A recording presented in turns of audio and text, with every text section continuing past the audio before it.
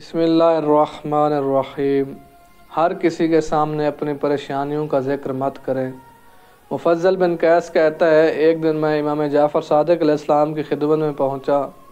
وہاں میں نے اپنے اور اپنے گھر کی بعض مشکلات اور پریشانیوں کا ذکر کیا۔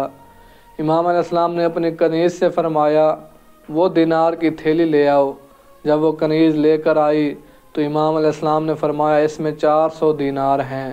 یہ وہ دینار ہیں جو منصور دوانکی نے میرے لیے بھیجے ہیں، ان کو تم لے لو اور اپنی مشکلات کو حل کرو۔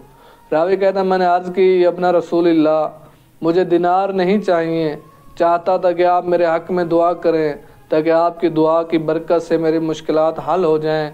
امام علیہ السلام نے فوراً فرمایا، کوئی بات نہیں، یہ دینار لے لو اور بہت جلد اللہ سبحانہ و تعالیٰ کی بارگاہ میں دعا بھی کروں گا کہ انشاءاللہ بہت جلد اپنی مراد بھی حاصل کر لو۔